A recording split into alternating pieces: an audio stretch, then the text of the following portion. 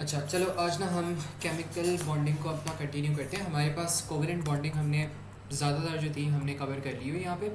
H2 भी हमने यहाँ पे बना लिया, O2 भी बना लिया, O3 भी बना लिया। अब कुछ और एग्जांपल्स मैं यहाँ पे बना के दिखा देता हूँ आप लोगों को, और इसके बाद हम क्या करेंगे, will be discussing covalent structures जो होते हैं हमारे पास, और उनके बाद हम फिर फाइनली मेटालिक बॉन्डिंग करेंगे एंड देन पास्ट पेपर्स करके इसको क्लोज ऑफ करेंगे चैप्टर को। ठीक है, तो will just have one more class on this chapter, फिर हमारा जो ये चैप्टर है ना वो एंड हो जाएगा फाइनली। अच्छा, अब इसके अंदर मैं यहाँ पे एग्जांपल लेता हूँ। लेट्स सपोज आपके पास यहाँ पर आ रहा है H एंड देन Cl आ रहा है। ठीक है, अब आपको पता है कि जो आपके पास हाइड्रोजन होता है, इसको let me copy paste this, एक यहाँ पे बना देते हैं सर्कल, एक यहाँ पे बना देते हैं। अब आपको पता है यहाँ पे कि आपके पास क्या हो रहा होता है, आपके पास जो हाइड्रोजन होता है, हाइड्रोजन में सिर्फ और सिर्फ एक प्रोटॉन होता है और इसको एक और प्रोटॉन चाहिए होता है टू बिकम स्टेबल। ठीक है, बिकॉज इसका एक ही शेल होता है और जो पहला शेल होता है, पहले शेल में 2 इलेक्ट्रॉन्स पड़े होने चाहिए। ठीक है, और जो Cl होता है आपका, Cl के अंदर क्या हो रहा होता है, Cl के अंदर देयर आर 7 इलेक्ट्रॉन्स। अगर इसको डॉट से शो किया तो इसको क्रॉस से शो कर दो 1 2। वैसे कलर्स आपने अगर डिफरेंट कर लो तब भी आप डॉट से कर सकते हो दोनों को। ठीक है, आपने बस डिस्टिंक्शन करनी होती है, तो बेशक डिफरेंट कलर्स यूज़ कर लो, बेशक डॉट एंड क्रॉस कर लो, लेकिन जाहिर सी बात है जब आप कैम्ब्रिज में कर रहे हो तो examiner always ask you for dot and cross, तो आपने डॉट एंड क्रॉस ही बनाना है और इस तरह पे करना है। तो यहाँ पे 1 2 इलेक्ट्रॉन्स बन गए, 3 4 5 6 एंड देन 7th यहाँ पे। अब इसके अंदर 7 इलेक्ट्रॉन्स है और ये इसका पहला शेल नहीं है, होगा मेरे ख्याल में कोई तीसरा चौथा शेल होगा इसका। तो इसको एक और इलेक्ट्रॉन चाहिए टू बिकम स्टेबल और इसको भी एक और इलेक्ट्रॉन चाहिए टू बिकम स्टेबल। तो ये कर क्या सकते हैं कि ये अपने जो इलेक्ट्रॉन्स है ना वो शेयर कर सकते हैं। तो ये वाला जो इलेक्ट्रॉन है ना इसका, जो यहाँ पर आ रहा है, इनके दरमियान क्या करो, इनके दरमियान आप करवा दो यहाँ पे शेयरिंग करवा दो। ठीक है, तो ये आपके पास जो है ना HCl का स्ट्रक्चर यहाँ पे ऐसे करके बन जाएगा। तो ये मुझे बताओ, ये चीज़ सबको समझ आ गई है?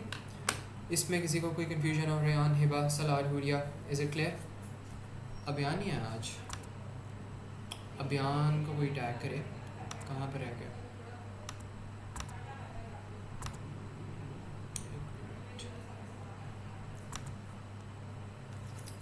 एक मिनट, मुझे अभियान को भी टैग करने दो।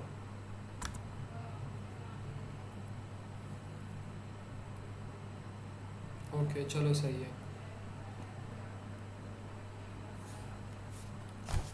अच्छा, ये चीज़ होगी हमारे पास, और इसके बाद हमारे पास आ जाता है यहाँ पे, इसमें ना कुछ हमारे पास 2 स्ट्रक्चर्स होते हैं। अच्छा, एक इससे भी पहले ना मैं एक और चीज़ आप लोग को करवाना चाहता हूँ, वो आपके पास ये छोटा सा क्वेश्चन है। ये क्वेश्चन क्या कहता है कि count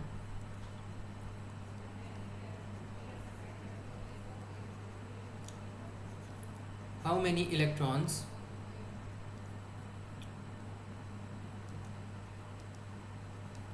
are used in bonding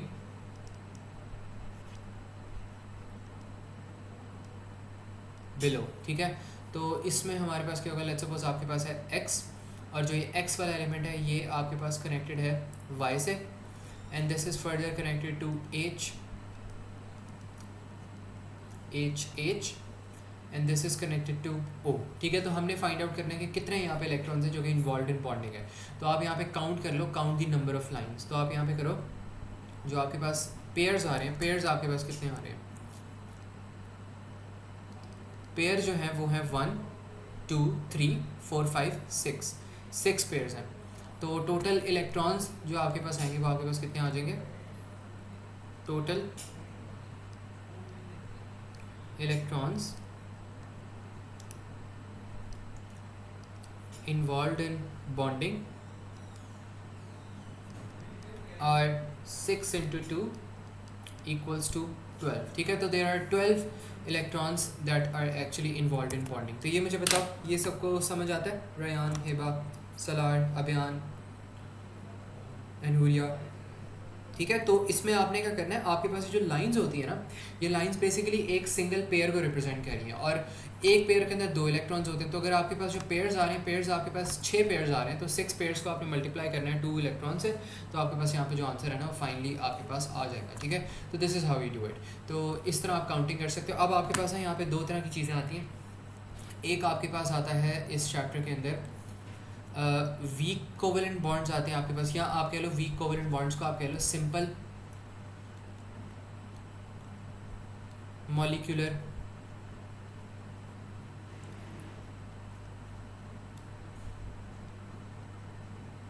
structures. तो अब ये जो सिंपल मॉलिक्यूलर स्ट्रक्चर्स होते हैं ना, ये आपके पास क्या होते हैं, लेट्स सी दीज। अच्छा, अब ये जो सिंपल मॉलिक्यूलर स्ट्रक्चर्स आपके पास यहाँ पर आ रहे होते हैं ना, what are these? They are basically weak covalent bonds. ये होते हैं वीक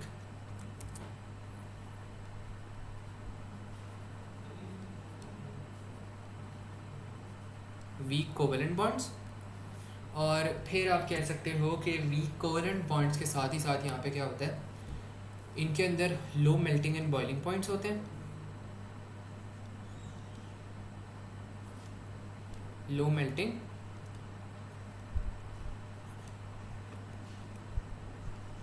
एंड बॉइलिंग पॉइंट्स, ठीक है। तो ये होता है, तो आप कह सकते हो there bonds can easily be broken down, ठीक है। तो यहाँ पे आप कह सकते हो there bonds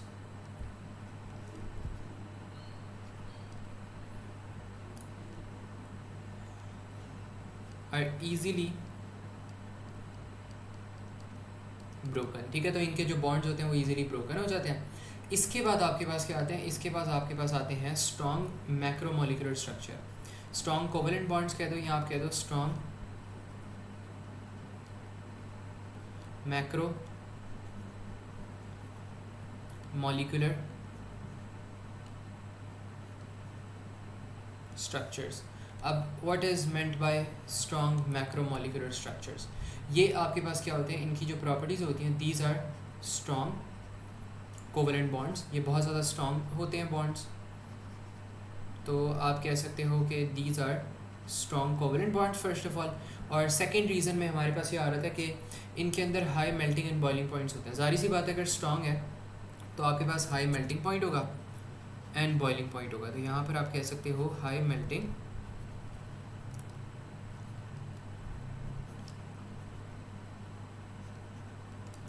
and boiling points, ये चीज़ होगी। और इसके बाद हमारे पास क्या होगा कि they have many uses as well, but I think macromolecular की इतनी प्रॉपर्टीज़ होती हैं, स्ट्रॉन्ग कोवेलेंट बॉन्ड्स होते हैं और high melting and boiling points होती हैं, स्ट्रॉन्ग एनर्जी रिक्वायर्ड होती है टू बी ब्रोकन डाउन, बस यही होता है। इसके अलावा तो मेरा नहीं ख्याल कुछ होता है। एक मिनट, मुझे कंफर्म भी करना था पुराने नोट से।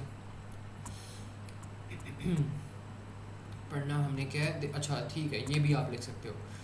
दे हैव 3D स्ट्रक्चर्स, फिर आप कह सकते हो they have giant molecular macromolecular structure. Macromolecule तो मैंने हेडिंग में चलो लिखवा लिया ना, तो वो एक ही बात है। चलो इसको आप कह लो स्ट्रॉन्ग कोवेलेंट स्ट्रक्चर्स कह लो, स्ट्रॉन्ग मैक्रोमोलिकुलर स्ट्रक्चर्स कह लो, एक ही बात है। तो यहाँ पे आप लिख लो चलो पॉइंट 3D स्ट्रक्चर्स, और फिर आप कह सकते हो मैक्रोमोलिक्यूल्स। मैक्रोमोलिक्यूल्स का बस ये मतलब होता है कि दे आर बिग, ठीक है, बिग एंड स्ट्रॉन्ग है, दैट्स इट। अच्छा, ये चीज़ होगी। अब आपके पास कुछ मैक्रोमोलिक्यूल्स की यहाँ पे एग्जांपल्स आती हैं। सबसे पहली जो एग्जांपल हमारे पास यहाँ पर आएगी ना, that's the example of A diamond. तो पहले हम यहाँ पे डिस्कस करते हैं डायमंड को। अब जो डायमंड है, डायमंड का स्ट्रक्चर किस तरह का होता है, इसके अंदर क्या होता है, सबसे पहले मैं यहाँ पे लिखवा देता हूँ। डायमंड के अंदर हमारे पास क्या होता है कि each carbon atom is connected to 4 more carbon atoms. तो यहाँ पर आप कहो कि ईच कार्बन एटम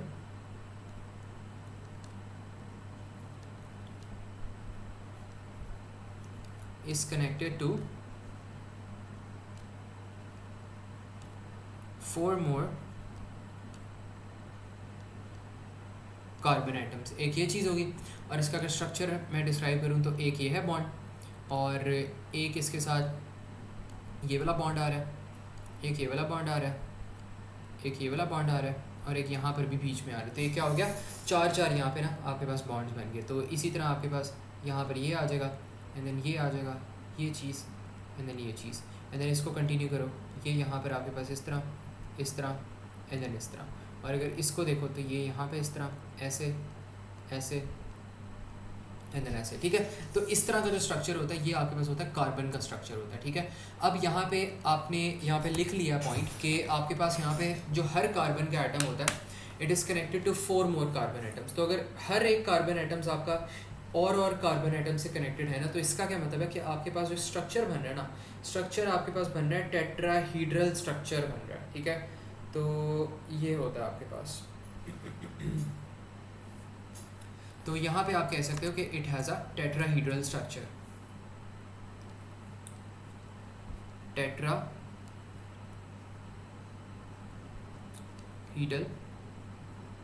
स्ट्रक्चर।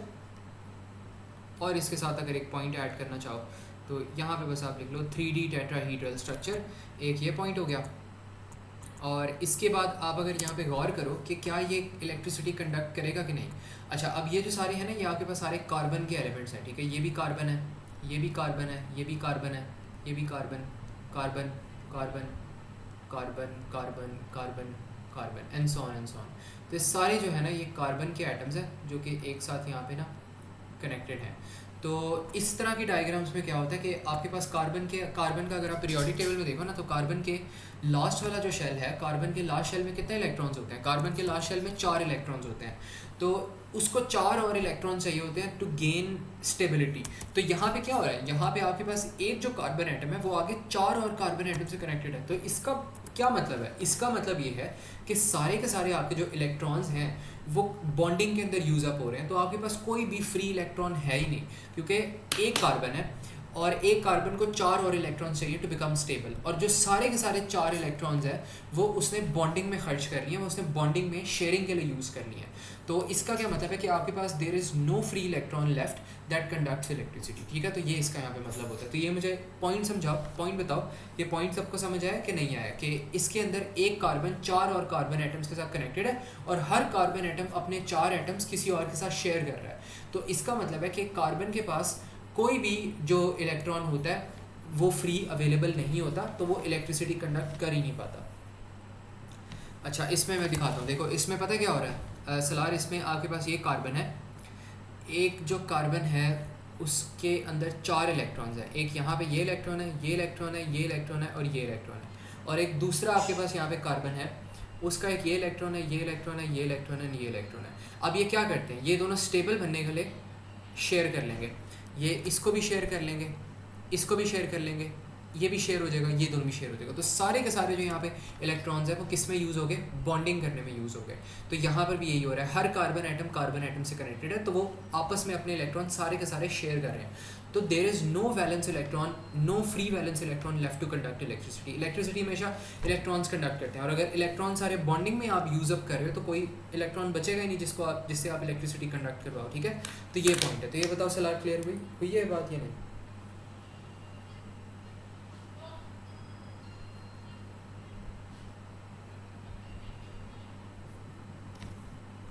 ठीक है। तो ये ना हमारे पास यहाँ पे ये चीज़ होती है, और इसमें हम यहाँ पर कह सकते हैं कि यहाँ पे हमारे पास बन जाएगा 3D टेट्राहीड्रल स्ट्रक्चर, और यहाँ पे हम कह सकते हैं कि नो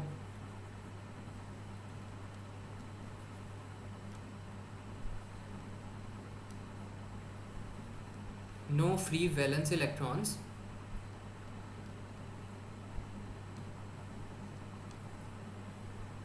टू कंडक्ट इलेक्ट्रिसिटी, ठीक है। तो इलेक्ट्रिसिटी कंडक्ट करने के लिए there are no free valence electrons. और जो यहाँ पे ये वाला पॉइंट आ जाता है, यहाँ पे हम कह सकते हैं कि एक और भी इसमें पॉइंट होता है। हाँ, इसमें आप पॉइंट ये कर सकते हो, डायमंड इज़ वेरी शार्प। यहाँ डायमंड का high melting and boiling point होता है, हाई मेल्टिंग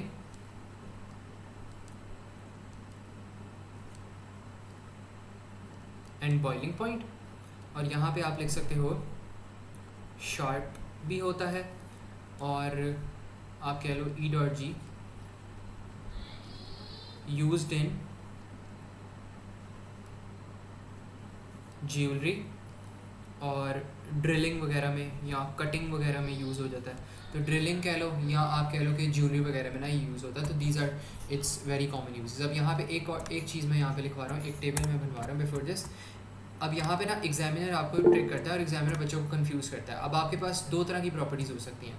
एक प्रॉपर्टी आपके पास होती है फिजिकल, और एक प्रॉपर्टी आपके पास होती है केमिकल प्रॉपर्टी होती है। अब एग्जामिनर कभी के बार क्या करेगा, कभी के बार वो आपसे पूछ लेगा फिजिकल प्रॉपर्टीज़, कभी के बार वो आपसे क्या पूछ लेगा, आपसे वो पूछ लेगा केमिकल जो प्रॉपर्टीज़ आ रही होती हैं वो पूछ लेगा। तो ये इस तरह की जो प्रॉपर्टीज़ होती है ना हमारे पास, उनको हमने बताना होता है कि वो क्या हो रही हैं। तो examiner whenever examiner asks about the physical property, हमने फिजिकल प्रॉपर्टीज़ बतानी है। जब वो केमिकल प्रॉपर्टीज़ के बारे में पूछेंगे तब हमने केमिकल प्रॉपर्टी बतानी है। तो यहाँ पे मैं एक बॉक्स बना रहा हूँ जिसकी मदद से हम आइडेंटिफाई कर लेंगे कौन सी फ़िज़िकल है कौन सी केमिकल है। तो जो हमारे पास फ़िज़िकल है I would represent it with P, और जो केमिकल है मेरे पास I would represent it with C। तो यहाँ पे फिजिकल प्रॉपर्टी और केमिकल प्रॉपर्टी क्या होगी, ये वाली जो है ना, carbon is connected to 4 more carbon atoms, ये आपके पास है केमिकल प्रॉपर्टी। ये आपके पास है बल्कि ये तो आपके पास फिजिकल ही है, ये फिजिकल प्रॉपर्टी है, ये केमिकल प्रॉपर्टी है, इलेक्ट्रॉन से रिलेटेड है।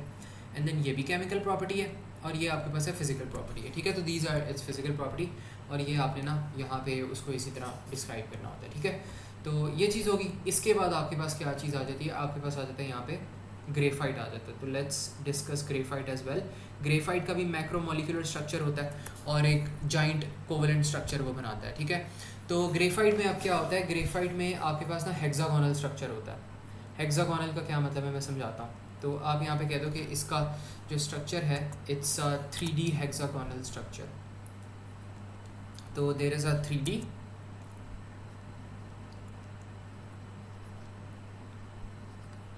Hexagonal structure. अब व्हाट्स मेंट बाय, अभी मैं समझाता हूँ हेक्सागोनल क्या। और इसमें क्या होता है कि ईच 6 है ना, इसका मतलब है 6। तो आप यहाँ पे कह सकते हो कि ईच कार्बन एटम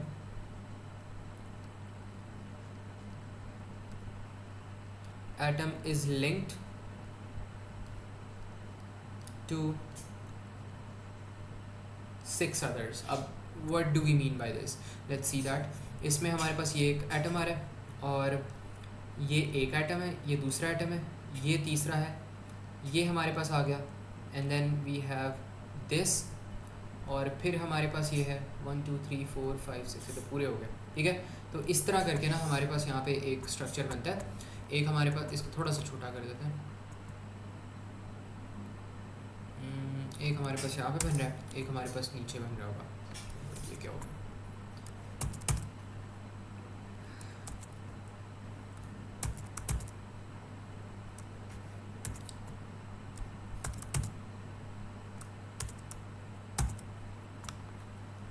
ठीक है। तो इस तरह करके हमारे पास यहाँ पे ना एक स्ट्रक्चर बन जाएगा और इसको हमने हेक्सागोनल की तरह यहाँ पे ज्वाइन कर लेना है। एक यहाँ पे हमारे पास स्ट्रक्चर बन रहा है, एक थोड़ी सी आई थिंक मुझे लग रहा है मैंने डायग्राम गलत बना लिया, but I am trying my best. तो एक आपके पास यहाँ पे लाइन आ जाएगी, एक आपके पास यहाँ पे लाइन आ जाएगी, और कहीं मतलब एक गलती कर गए हम यहाँ पे कि ये वाली जो साइड है I think it's connected here, और ये वाली साइड यहाँ पे कनेक्टेड। ठीक है, तो ये आपके पास है यहाँ पे इस तरह करके इसका स्ट्रक्चर बन रहा था। अब ये थोड़ी सी ज़्यादा छोटी लग रही है, इसको बड़ा कर लेते हैं।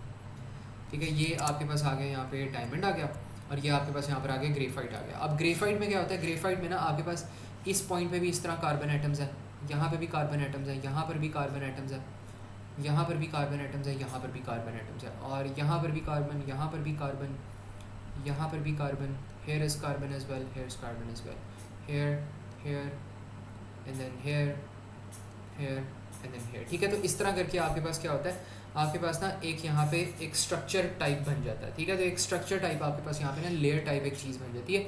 एक यहाँ पे ये लेयर्स बन रही हैं, इसको मैं रेड से रिप्रेजेंट कर लेता हूँ। एक यहाँ पे लेयर्स आ जाएंगी, और यहाँ पे लेयर, यहाँ पे एंड देन यहाँ पे, और इस तरह करके ना आपके पास यहाँ पे लेयर्स बन जाएंगी। ठीक है, तो वी कैन से कि ये जो आपके पास यहाँ पे चीज़ें आ रही हैं ना, दीज आर योर लेयर्स, और इनका बहुत इंपॉर्टेंट सवाल आता है जो कि मैं आपको बाद में अभी बताता हूँ, अभी मैं बताऊँगा इसको, लेकिन अभी इसको डिस्कस कर लो। और ये सारी जो चीज़ें हैं ये आपके पास कार्बन है, carbon carbon carbon carbon and then carbon, this is carbon as well, carbon carbon, हर जगह इसके अंदर ना कार्बन ही लगा होता है। तो इसके अंदर भी क्या हो रहा है, आपके पास कोई भी फ्री इलेक्ट्रॉन में से बचता नहीं है टू कंडक्ट इलेक्ट्रिसिटी, सारे के सारे ना यहाँ पे यूज़ हो जाते हैं। देखिए एक मिनट, ग्रेफाइट जो होता है, graphite, yes, these layers do slide over each other. तो इस वजह से ना आपके पास इनके अंदर लुब्रिकेंट वाली फीलिंग आती है। इसके मैं बताता हूँ यहाँ पे एक ना बस चीज़ मैंने यहाँ पे कंफर्म करनी है। ग्रेफाइट कहाँ पे गया? अच्छा हाँ, ये आपके पास ना कंडक्ट कर लेता है इलेक्ट्रिसिटी, तो यही था बस, इसके अंदर पॉइंट और तो कुछ नहीं है। अच्छा, इसके अंदर क्या होता है, इसमें हम यहाँ पे डिस्कस करते हैं। यहाँ पे आपके पास जो एक कार्बन एटम है वो 6 और कार्बन एटम से कनेक्टेड है, और इसका मतलब इसका हेक्सागोनल स्ट्रक्चर है। एक तो ये बात होगी, और इसके अंदर क्या होता है, आप यहाँ पे कह सकते हो कि इट हैज़ मैनी लेयर्स, तो आप कहो कि इट हैज़, ये क्या हो गया इसे,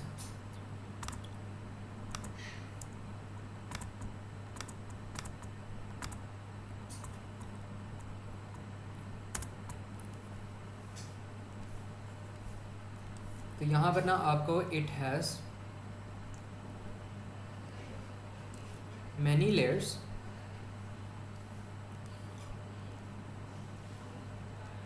which slide over each other, और आप कह दो कि दी स्लाइडिंग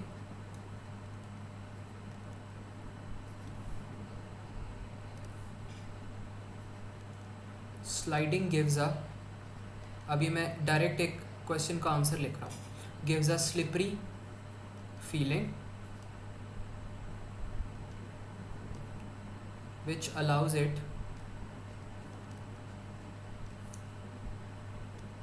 to be used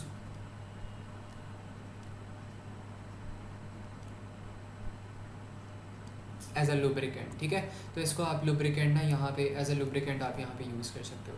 तो ये जो है ये मैंने मेंशन कर दिया यहाँ पे। क्यों मेंशन किया? बिकॉज यहाँ पे एग्जामिनर एक क्वेश्चन पूछ लेता होता है इससे रिलेटेड, तो ये हमें पता होना चाहिए, आप सबको पता होना चाहिए। ठीक है, तो यहाँ पे एग्जामिनर आपसे पूछेगा कि जो ग्रेफाइट होता है वो एज अ लुब्रिकेंट क्यों यूज़ करते हैं, तो आपने एग्जामिनर को कहना है it has many layers which slide over each other, sliding gives a slippery feeling which allows it to be used as a lubricant. तो ये आपने यहाँ पे ना आंसर वहाँ पे लिखना है। तो एक ये चीज़ होगी, और यहाँ पे आप कह सकते हो कि it does conduct electricity. Why does it conduct electricity? Because there are free electrons. Conducts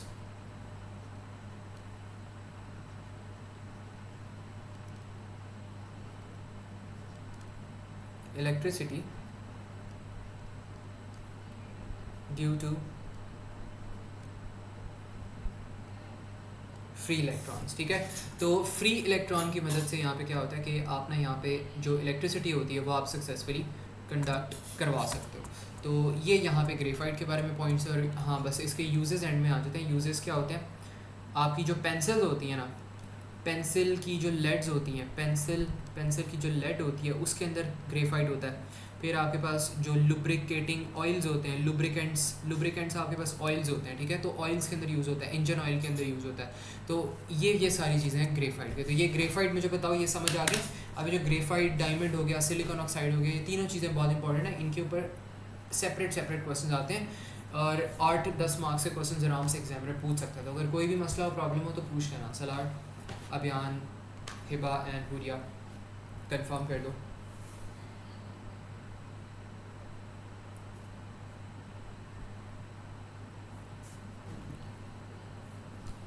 ठीक है, एक मिनट।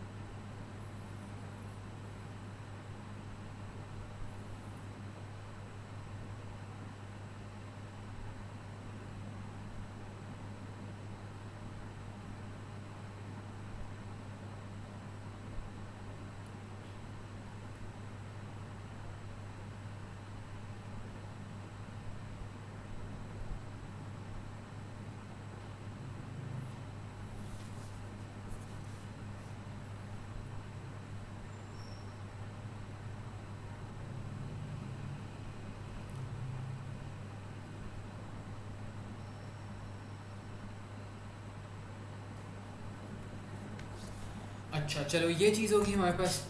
इसके बाद हमने क्या करना है, एक मिनट, हमने अब डिस्कस करना है हमारे पास जो लास्ट चीज़ रहेगी ना यहाँ पे, वो है सिलिकॉन ऑक्साइड। तो let's discuss that as well. Silicon oxide basically sand होती है। ठीक है, तो it's kind of like sand. Sand के अंदर सिलिकॉन ऑक्साइड होता है। और इसमें आप यहाँ पे लिख सकते हो कि इसका जो स्ट्रक्चर होता है, स्ट्रक्चर क्या होता है, टेट्राहीड्रल स्ट्रक्चर होता है। टेट्राहीड्रल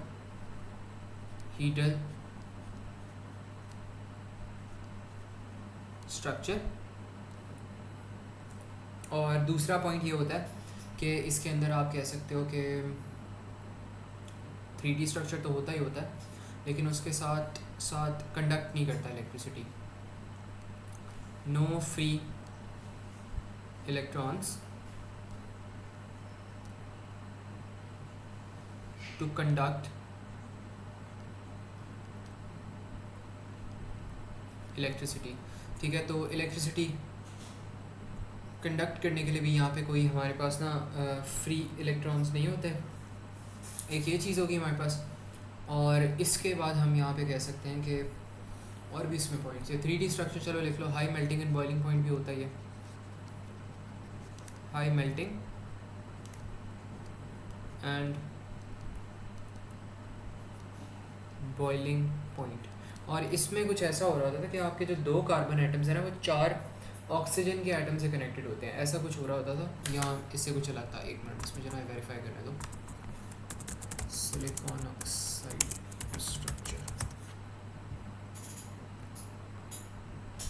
इसमें है SiO2, तो एक जो Si है 2 O2 से कनेक्टेड है।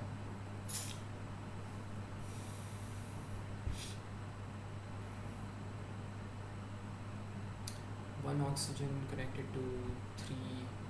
ओके, अच्छा इसमें ना आपके पास ये होता है कि आपके पास 1 silicon atom connected to 3 other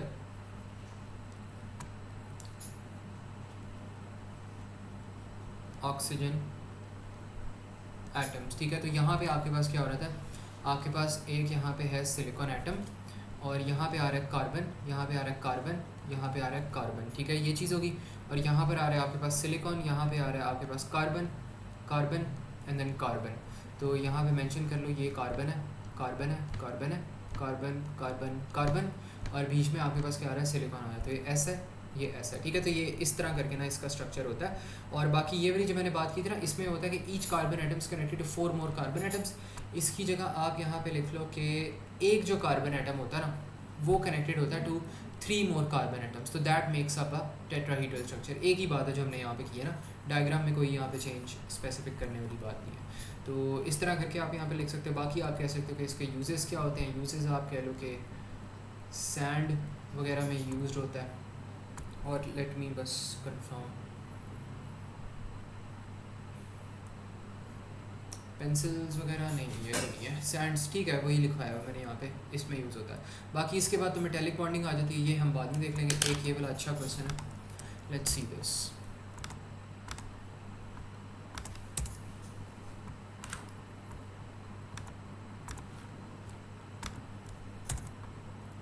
अच्छा, बाकी क्वेश्चन जो थे वो आपने मुझे किसी ने भी सबमिशन नहीं भेजी।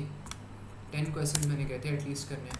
तो सैटरडे मिडनाइट तक की डेडलाइन ले लो और मुझे लाजमी आप लोगों ने सेंड करना है, हर किसी ने, ठीक है। और जिन जिन की फ़िज़िक्स की नहीं थी वो भी कर लें। पूरिया आपकी नहीं आई मुझे सबमिशन, हिबा आपकी भी नहीं आई थी। अभियान आपने भी मेरे ख्याल में केमिस्ट्री की तो नहीं की, फ़िज़िक्स की चलो कर दी थी आपने।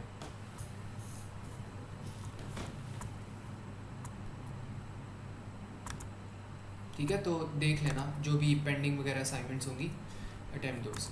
अच्छा, अब यहाँ पे देखो, इसमें वो क्या कह रहा है, figure number 6.1 shows the structures of the zinc sulphide and disulphur dichloride. Zinc sulphide has a structure similar to diamond. अच्छा, यहाँ पे अब वो क्या कह रहा है, सॉल सेंटेड बाय मिडनाइट, ओके ठीक है। अच्छा, यहाँ पे अब वो क्या कह रहा है कि जिंक सल्फाइड जो है ना हमारे पास, वो उसका जो स्ट्रक्चर है it is similar to diamond. तो जिंक सल्फाइड का structure is similar to diamond. अब वो कह रहा है A1 के अंदर explain why zinc sulphide does not conduct electricity. तो वो कह रहा है जिंक सल्फाइड जो है it is similar to what, it is similar to diamond. तो डायमंड बताओ क्यों नहीं कंडक्ट करता था इलेक्ट्रिसिटी? डायमंड इसलिए नहीं करता था बिकॉज नो फ्री इलेक्ट्रॉन्स। तो जिंक सल्फाइड के लिए भी सेम चीज़ लिख दो बिकॉज सेम ही वो चीज़ें हैं। तो आप भी यहाँ पे सेम आंसर लिख दो, आप कह दो no free electrons to conduct electricity.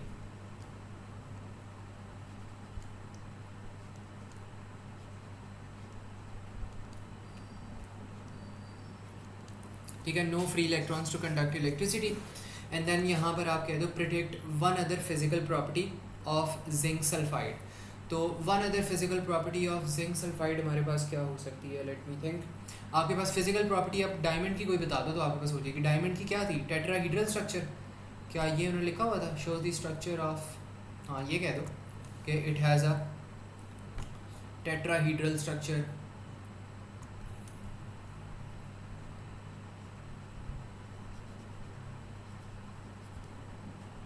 Tetrahedral structure. और बी पार्ट में वो कह रहा है explain why disulphur dichloride has a low melting point. ये जो डाइसल्फर है ना, इसके अंदर सिंपल कोवेलेंट मॉलिक्यूल्स हैं। तो ये आप कह दो कि it's a simple covalent structure. It's a simple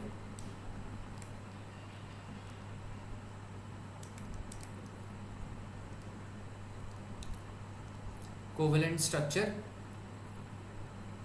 with it's a simple covalent structure हो गया। और इसके बाद आप कह सकते हो कि ना with bonds that require less energy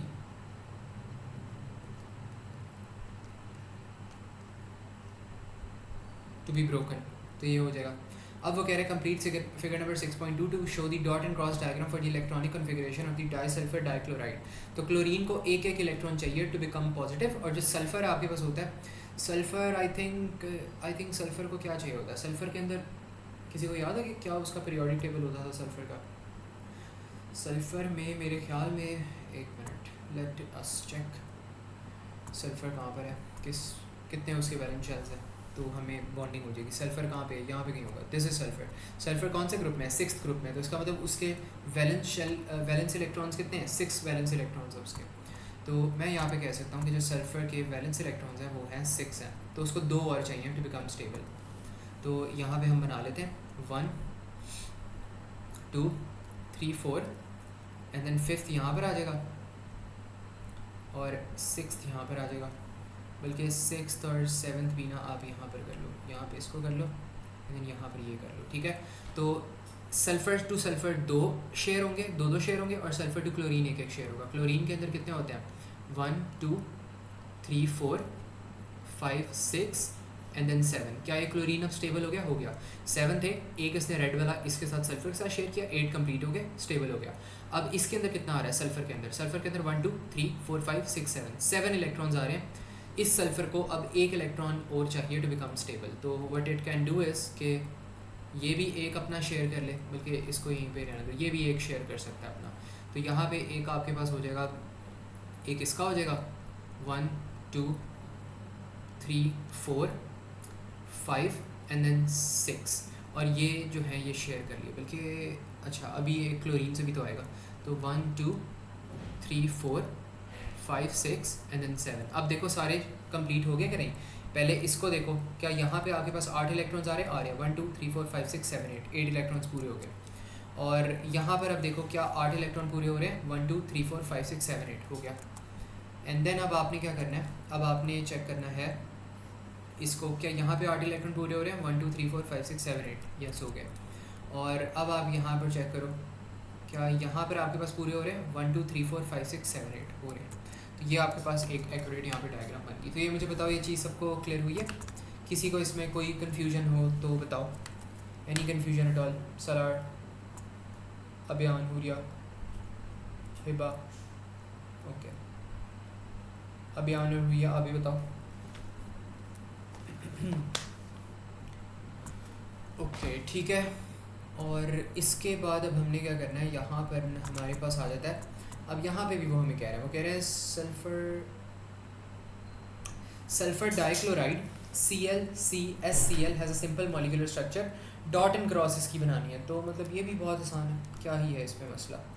1 2 3 4 5 6 7 1 2 3 4 5 6 7 और यहाँ पे आप बना दो 1 2 3 4 5 एंड देन 6, कंप्लीट हो गया। ठीक है, अच्छा अब वो डी पार्ट में हमें क्या कह रहा है, the melting point of the sulphur dichloride is -121, the boiling point of the sulphur dichloride is 59, deduce the state of the sulphur dichloride at room temperature. तो मेल्टिंग पॉइंट उसका ये है, बॉइलिंग पॉइंट उसका ये है। तो रूम टेम्परेचर जो हमारे पास होता है वो डेफिनेटली हमारे पास -121 से ग्रेटर होता है। रूम टेम्परेचर आपके पास क्या होता है, एसी का जो आपके पास टेम्परेचर होता है नॉर्मली एसी का टेम्परेचर क्या होता है 26 होता है आपके पास, या आप उसको कह सकते हो ज़्यादा से ज़्यादा अगर आपने ठंडा अपने रूम को करना है तो आप 16 डिग्रीज़ कर सकते हो, या अगर इससे भी ज़्यादा आपने ठंडा अपने रूम को करना है तो आप कर सकते हो लेट्स सपोज 4 डिग्रीज़ कर सकते हो। लेकिन अगर 4 डिग्रीज़ आपने किया हुआ ना तो इसका मतलब बहुत ही आपका रूम फ्रीज़ कर रहा है, बहुत ज़्यादा सर्दी है, और ऐसी सर्दी किसी रूम में नहीं होती। ठीक है, अनलेस एंड अनटिल बहुत ही ज़्यादा आप लोग किसी स्लम्स में रह रहे हो तो वहाँ पे तो ज़ाहिर सी बात है सर्दियों में बहुत ज़्यादा ठंड होती है। लेकिन माशाल्लाह हमारे घरों में अल्लाह का शुक्र है कि इतनी फैसिलिटीज़ हैं कि इतना ज़्यादा दीवारें होती हैं और इस तरह की इंसुलेशन होती है, तो इतनी सर्दियों में भी शुक्र अल्लाह का कि सर्दियों में भी इतनी वो सर्दी नहीं आती। ठीक है, तो हमारा जो मैक्सिमम जो टेम्परेचर होता है रूम टेम्परेचर एवरेज वो अप्रॉक्सीमेटली आपका आप कह लो 5 डिग्रीज़ कह लो, मैक्सिमम से मैक्सिमम अगर नीचे चला भी जाए 5 डिग्रीज़ या 6 डिग्रीज़ होता है। ठीक है, और अगर 0 डिग्रीज़ हो रहा है या माइनस में आपका जा रहा है तो वो तो फिर बहुत ही फ्रीजिंग टेम्परेचर होगा, और इस तरह आप कह रहे हो कि आप खुद अपने कमरे के अंदर सर्दियों में आपने AC चला लिया और ये होता है। और -121 तो सवाल ही नहीं बनता, सवाल ही नहीं बनता कि -121 हो। -121 पॉसिबल ही नहीं है। आप एंटार्क्टिका के इग्लूज़ में भी अगर रह लो, इग्लूज़ में तो वैसे गर्मी होती है, इग्लूज़ हीट को दूर कर देती हैं, लेकिन अगर एंटार्क्टिका में भी आप जा रहे हो तो वहाँ पर भी -121 आपको टेम्परेचर नहीं मिलता, आप उससे पहले ही इंसान जो होता है वो मर जाता है। तो जो हमारा रूम का टेम्परेचर है वो ज़ाहिर सी बात है -121 से ज़्यादा है।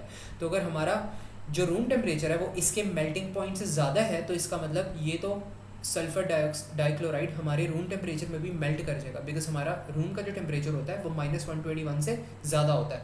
-121 इसका मेल्टिंग पॉइंट है और हमारे रूम का टेम्परेचर इसके मेल्टिंग पॉइंट से भी ज़्यादा है, लेकिन इसके बॉइलिंग पॉइंट से कम है। कभी भी हमारा टेम्परेचर 60 डिग्रीज़ नहीं होता, वैसे 50 डिग्रीज़ हो सकता है, 55 डिग्रीज़ हो सकता है बहुत ज़्यादा, 58 हो सकता है, लेकिन 59 इतना वैसे आई डोंट थिंक पाकिस्तान में कभी गया है। हमारा लाहौर में, कराची में आई डोंट थिंक 59 डिग्रीज़ गया है कभी। ठीक है, 50 डिग्रीज़ 55 डिग्रीज़ डेजर्ट्स के जो क्लाइमेट होते हैं 55 डिग्रीज़ के होते हैं। ठीक है, तो 59 से तो कम ही होगा हमारा, और ये हम रूम टेम्परेचर की बात कर रहे हैं, रूम में ऑब्वियसली बात है इससे बहुत कम होता है।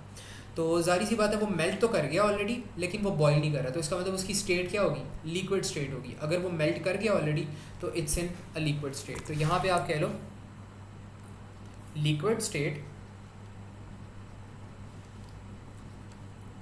liquid as the room temperature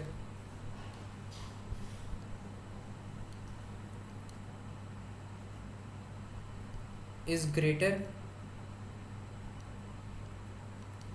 than its